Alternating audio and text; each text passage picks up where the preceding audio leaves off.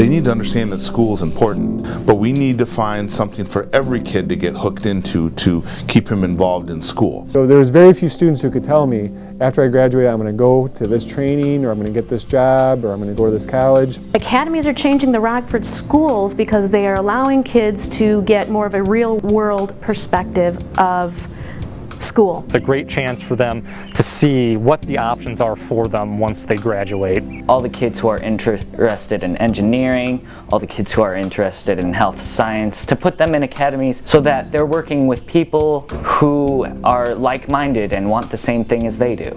I wanted more because I wanted to be an apprentice somewhere, have a mentor to help me with everything. There's 4 broad academies that the students have to choose from, and then within each of those academies are several pathways. It's just connecting what you're learning in school to the real world. It's hard to make that connection to what you're doing in the classroom to what you're going to be doing in your adult life. I'm actually in Emmett Academy.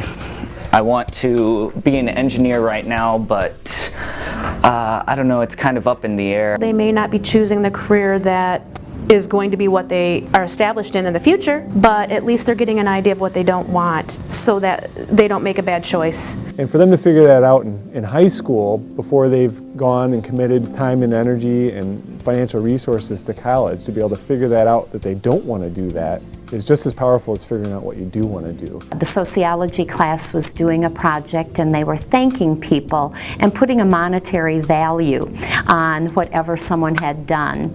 And a young man had given me a $6 million check. Now I can stop any kid in the hallway and say, what academy do you pick? And they'll tell me right away. What pathway do you want to go into? And they'll tell me right away. Even to just hear them talking about the different pathway options is good because they've never talked about this kind of thing. I want to experience what architecture people do actually in reality instead of just like reading out a boring book. The reality is we need to do this in order to acquire the talent to feed these jobs. We view it as both an obligation, an opportunity, and a necessity at the end of the day. Not all students go to college, and that's okay, but we want them to come out prepared to work, have the tools they need to step into a job and be a successful contributor to society. And this will be the hook that we're looking for in this district to boost up our attendance rates, to boost up our graduation rates, and then ultimately is to get kids college and career ready. Failure to plan is a plan for failure. That's a great adage, and that's a driving concept behind the academies, is that we have to help our students develop a plan and learn the process for planning.